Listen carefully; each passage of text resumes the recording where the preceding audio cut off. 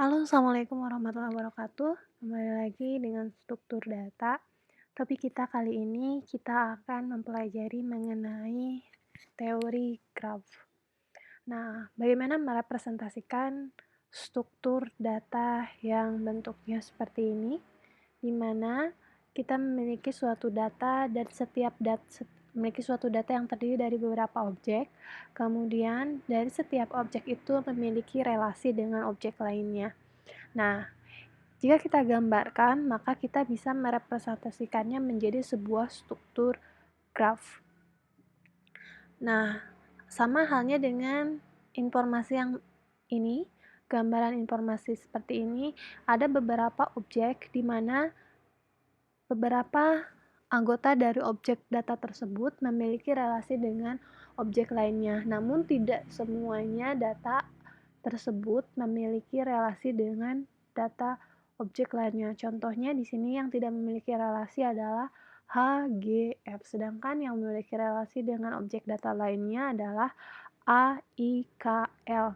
Nah, di sini juga kita bisa menggunakan representasi graf untuk menyimpan data yang seperti ini. Jadi, data yang digunakan untuk representasi graf itu dapat digunakan untuk menyimpan data yang di antara kumpulan datanya itu ada beberapa atau semua datanya memiliki relasi dengan datanya yang lain. Oke, contoh-contoh aplikasi graf jika kalian telusuri, contohnya adalah peta jaringan jalan atau hubungan antar kota, di mana kotanya ini bisa kita ambil contoh kotanya adalah sebuah objek, kemudian jaringan jalannya itu adalah hubungan yang menghubungkan antara kota satu dengan kota lain. Kemudian jaringan komputer, ini juga salah satu contoh aplikasi graf, jaringan sosial media atau jaringan pertemanan di dalam aplikasi sosial media, contohnya Facebook atau Instagram. Kemudian jaringan atau gambar yang menghubungkan peta migrasi populasi hewan. Nah, ini adalah contoh-contoh aplikasi graf. Masih banyak lagi contoh-contoh aplikasi graf lainnya yang bisa kalian temukan di kehidupan sehari-hari. Sedangkan pengertian graf itu sendiri diartikan sebagai sebuah himpunan V yang elemennya disebut sebagai simpul atau vertex atau poin atau node atau titik. Jadi ada himpunan sebuah objek V yang bisa kita sebut sebagai sebuah simpul atau vertex, point, node atau titik. Kemudian terdiri juga dari selain himpunan V ada himpunan E yang merupakan pasangan urut dari simpul. Anggotanya disebut sebagai ruas atau edge atau rusuk atau sisi. Nah, himpunan V itu sendiri akan dihubungkan oleh himpunan E. Nah, graf dapat didefinisikan dengan menggunakan notasi ini adalah graf yang terdiri dari himpunan edge dan himpunan vertex. Jadi terdiri dari dua himpunan ini. Kemudian contohnya ada suatu graf GEF dengan elemen-elemen sebagai berikut, di mana V-nya itu terdiri dari 4 simpul atau 4 vertex A, B, C, D. Kemudian E-nya mengandung 5 ruas. E ini dia harus selalu merupakan representasi yang menghubungkan antara dua vertex. Jadi kalau dia memiliki 5 ruas, maka kelima ruas ini harus selalu menghubungkan vertex yang ada di dalam yang merupakan anggota dari vertex A, B, C, D. E1 dia menghubungkan AB merupakan anggota dari vertex ini, kemudian E2, BC juga merupakan anggota dari ABCD, E3, AD juga anggota dari ABCD, dan seterusnya. Nah, dua buah simpul U dan V disebut berdampingan jika terdapat ruas U, V. Nah, jadi dari sini kita bisa simpulkan bahwa A dan B ini bersampingan karena terdapat ruas yang menghubungkan A dengan B, yaitu E1. Secara geografis, graf itu dapat digambarkan, ini contoh dari gambaran sebuah graf A, B, C, D, kemudian E1, E2, E3, E4, E5. Ini V-nya, vertex-nya A, B, C, D, A, B, C, D, E-nya itu E1, E2, E3, E4, E5, di mana E1 itu menghubungkan A, B, E2 itu menghubungkan B, C, dan seterusnya. Mudah kan? Nah, kemudian ada beberapa istilah dalam graf yang harus kita ketahui. Yang pertama itu adalah order. Order itu merupakan jumlah dari simpul atau vertex. Kemudian ada juga yang disebut sebagai size. Nah, kalau order tadi menggambarkan berapa banyak simpul atau vertex, sedangkan size itu atau ukuran graf dia menggambarkan berapa banyak edge atau ruas yang ada dalam graf. Bisa jadi suatu graf yang memiliki order yang sama mempunyai size yang berbeda. Nah, kemudian ada juga yang namanya self loop atau gelung. Self loop atau gelung ini adalah ruas yang kedua titik atau ujungnya merupakan atau menghubungkan satu simpul yang sama. Jadi dia berasal dan berakhir pada simpul yang sama. Kemudian ruas berganda atau ruas sejajar adalah dua ruas yang memiliki titik ujung yang sama dan berujung pada dua simpul yang sama. Nah, kalau digambarkan, ini merupakan gelung E2 karena dia berasal dan berakhir pada vertex yang sama. Sedangkan ruas berganda ini adalah contohnya E5 dan E6. Dia memiliki ujung yang sejajar atau ruas yang sejajar. Kemudian istilah-istilah lainnya ada yang namanya simple graphs atau graf sederhana. Graf ini tidak mengandung ruas yang sejajar. Jadi kalau digambarkan di sini maka simple graph itu adalah E1, E3 dan E4 karena dia sederhana, tidak memiliki ruas yang sejajar. Suatu graf merupakan subgraf dari GEV. Jika E himpunan bagian dari E dan V aksen merupakan himpunan bagian dari V. Jadi suatu graf G aksen merupakan subgraf dari G jika E aksen merupakan himpunan bagian dari E dan V aksen merupakan himpunan bagian dari F. Contohnya di sini ada suatu graf, ini adalah grafnya EF, kemudian kita lihat ada graf lain yaitu G aksen ADC. Kalau kita lihat himpunan vertexnya ADC itu merupakan sub dari himpunan vertex ADCB. Begitu pula dengan edge-nya.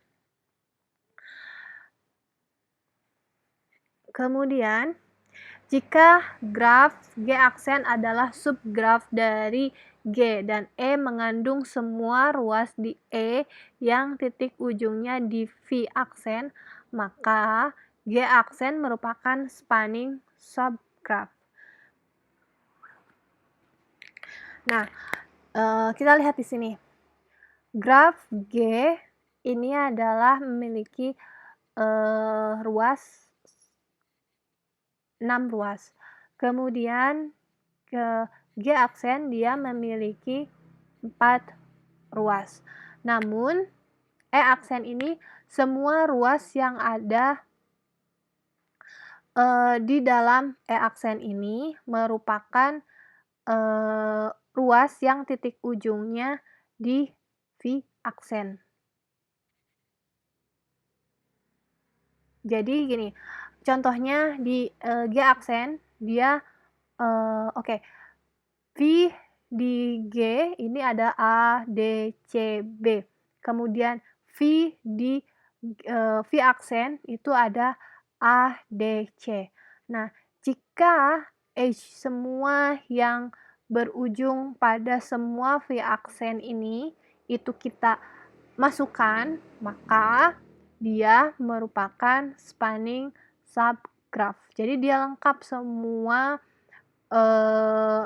ruasnya yang ada dari sini, semua ruasnya dia ambil jika memang dia itu menghubungkan atau titik ujungnya itu menghubungkan antara vertex yang merupakan anggota dari V aksen gitu. Maka dia disebut sebagai spanning subgraph. Selanjutnya ada yang disebut sebagai graf berlabel. Graf ini jika graf berlabel ini adalah jika ruas atau simpulnya dikaitkan dengan suatu besaran tertentu, atau bisa khususnya jika setiap ruas E dikaitkan dengan suatu bilangan non-negatif, maka DE disebut sebagai bobot atau panjang ruas E jika itu merupakan bilangan non-negatif. Biasanya disebut sebagai bobot atau panjang.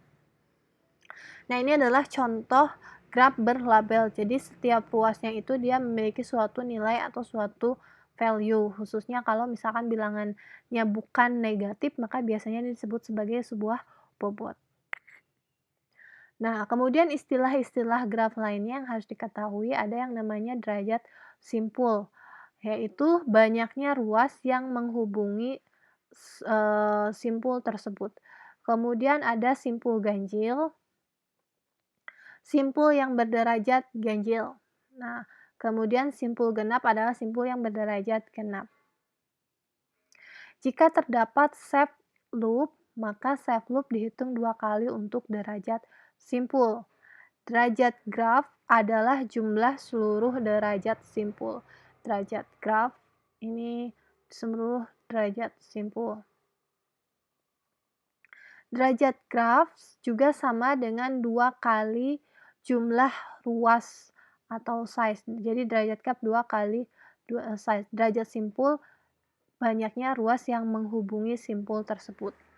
Jadi berapa sih simpul ini derajatnya? Nah, kita lihat berapa banyak ruas yang terhubung ke dalam simpul tersebut. Ada lagi yang namanya derajat graf, itu jumlah derajat simpul. Jadi setiap simpul itu memiliki derajat graf. Nah, kita jumlahkan maka menjadi derajat graf. Contohnya, derajat simpul dari A ini adalah 2, karena ini terhubung pada 2. Nah, kalau derajat simpul B itu ada 5, karena dia ini 1, 2, 3, 4, 5. Jadi yang gelung itu dihitung 2 kali ya, karena dia dari sini 1, dari sini 1. Kemudian derajat simpul D itu ada 3, 1, 2, 3. Derajat simpul E 1, F 0. Nah, maka kita bisa menghitung yang namanya derajat graf. Jadi derajat graf itu adalah jumlah seluruh derajat simpul yang ada pada graf tersebut. Size grafnya itu adalah 7. Jadi derajat graf itu sama dengan 2 kali 7 sama dengan 14. Nah, simpul E disebut sebagai simpul bergantung atau akhir, yaitu simpul yang berderajat 1. Nah, ini adalah simpul berderajat 1, maka dia disebut sebagai simpul bergantung atau simpul akhir. Sedangkan simpul F ini disebut sebagai simpul terpencil karena dia derajatnya 0, artinya dia tidak terhubung ke anggota lainnya, vertex lainnya di dalam graf tersebut. Jadi boleh ya ada data yang seperti ini. Ada misalkan sebuah kota yang dia itu tidak bisa diakses dimanapun, tapi dia masih bisa kita simpan di peta tersebut, ya kan? Nah, kemudian ada yang namanya connection pada graf. Ada yang namanya walk. Walk ini adalah barisan simpul dan ruas secara bergantian. V1, E1, V2. Artinya E1 ini menghubungkan V1 dan V2. Nah, banyaknya ruas dalam suatu walk disebut sebagai panjang walk. Ini ruasnya berarti panjang walknya adalah N-1. Walk dapat ditulis singkat hanya dengan menuliskan deretan ruas saja atau deretan simpul saja. V1 disebut sebagai simpul awal, sedangkan Vn disebut sebagai simpul akhir. Nah, contohnya di sini ada suatu data menghubungkan antara suatu kota dengan kota lainnya. Misalkan dari Jakarta ke Bandung, itu kita bisa telusuri ada beberapa kota yang kita lewati, contohnya Bekasi, Cikarang, Purwakarta, Padalarang, sampai ke Bandung. Jakarta ke Bekasi dihubungkan dengan tol Bekasi, contohnya Bekasi ke Cikarang dengan tol Cikampek dan sebagainya. Jakarta, Bekasi, Cikarang, Purwakarta, Padalarang, Bandung itu bisa kita sebut sebagai nama kotanya saja atau kita sebut nama jalannya saja. Nah, ini adalah vertexnya dan ini adalah edge-nya. Oke. Kemudian ada yang namanya connected graph. Tiap simpul terhubung dengan simpul lainnya. Ini adalah connected graph. Sedangkan not connected ini adalah jika ada simpul yang tidak berhubungan atau semua simpulnya ini ada yang putus. Nah, graph yang tidak mengandung cycle disebut acyclic. Contoh graph acyclic adalah struktur tree. Nah, jadi tree ini merupakan bagian dari graph juga, tapi dia tidak boleh mengandung cycle, maka dia merupakan acyclic. Kemudian, istilah graph keterhubungan. Suatu graph disebut terhubung jika untuk dua simpul dari graph terdapat jalur yang menghubungkan dua simpul tersebut. Jadi ini graph terhubung ya, connected, karena semua simpul dari graph tersebut terdapat jalur yang menghubungkan. Kemudian, selanjutnya kita akan menyajikan suatu graph. Bagaimana caranya kalau kita sudah tahu data itu bisa kita simpan dalam struktur graph. Nah, bagaimana cara penyajiannya? Ini 3 cara ya. Ada 3 cara penyajian graph. Yang pertama itu adalah dengan matriks ruas, kemudian dengan matriks agensi, dan matriks incidence. Matriks ruas ini merupakan cara untuk menyimpan atau menyajikan suatu graph dengan menyimpan informasi pasangan vertex yang membangun ruas. Contohnya, misalkan ada ruas S1, nah dia itu menghubungkan A dan B, maka kita akan menyimpan informasi A dan B-nya. Contohnya ini adalah matriks ruas dari graph ini. 1, 2. 1, 2. Jadi 1, 2 ini adalah vertex-vertex yang dihubungkan oleh edge yang ada. Jadi ini vertex awal, ini vertex akhirnya. 1, 2, 1, 3, 1, 4, 1, 5, 2, 3, 3, 4, 3, 5, dan 4, 5. Ini adalah matriks ruas atau secara berpasangan seperti ini. Atau bisa kita gambarkan, ini ukuran matriksnya adalah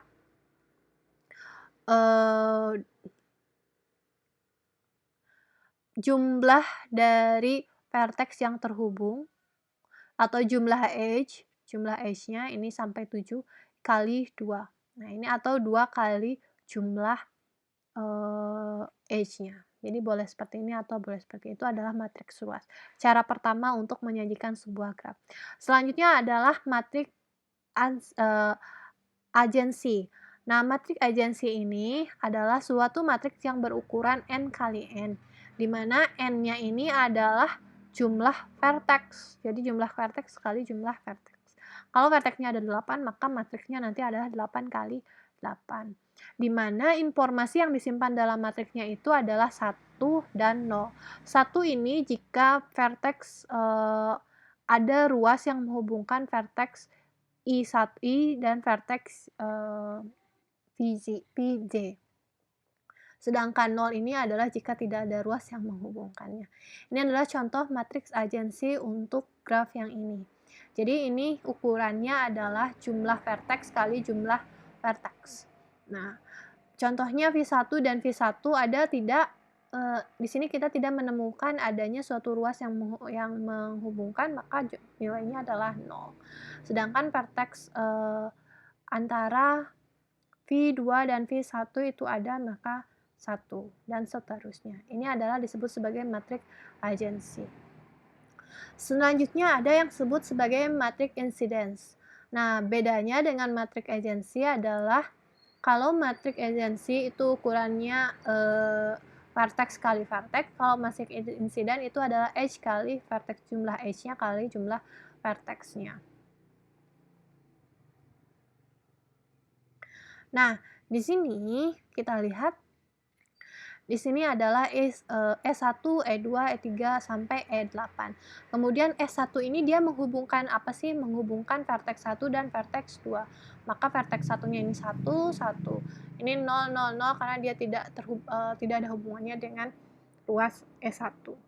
E2, dia menghubungkan antara vertex 1 dan vertex 3. Dan selanjutnya itu adalah matriks insiden. Jadi ada 3 cara bagaimana cara kita menyajikan graf dengan bentuk matriks. Yang pertama adalah dengan matriks ruas, kemudian dengan matriks agensi, dan matriks insiden. Ini perlu kalian ingat karena nanti akan sangat berguna untuk mungkin nanti di mata kuliah selanjutnya. Tidak hanya di struktur data. Oke, sekarang bagaimana cara merepresentasi matriks agensi? Nah, berarti kalau kita sudah bisa membangun matriks agensinya, contohnya mau matriks agensi, mau matriks ruas, atau mau matriks insiden, nah kita tinggal nanti bikin suatu array atau suatu matriks dengan dimensi tertentu, tergantung dari apa kalian mengimplementasikan agensinya atau mengimplementasikan insidennya atau luasnya. Ya sudah, tinggal disimpan datanya di matriks tersebut. Nah, setiap edge direpresentasikan 2 kali, ya kan? Misalkan UV dan VU, iya nggak? Contohnya ini edge yang menghubungkan 4 dan 2. Dia direpresentasikan 4 menghubungkan 2, kemudian 4 juga ke 2. Dia direpresentasikan 2 kali. Maka kebutuhan space-nya adalah N pangkat 2. Ya kan? Karena ukuran matriksnya adalah V kali V. Sebagai latihan, kalian coba bagaimana menyajikan implementasi graf berikut dengan menggunakan ketiga cara tadi, membuat matriks ruas, membuat matriks agensi, dan membuat matriks insiden. Ini matriks pertama, kemudian kalian juga coba, ini adalah untuk matriks berarah, sama coba implementasikan dengan representasikan dengan menggunakan matriks pertama, matriks ruas, kemudian matriks agensi, dan matriks insiden. Nah, sekian perkenalan kita dengan mengenai graf. Jika ada pertanyaan, kalian langsung tanyakan saja di kolom komentar atau nanti di spot. Selamat belajar dan selamat mengerjakan tugas. Assalamualaikum warahmatullahi wabarakatuh.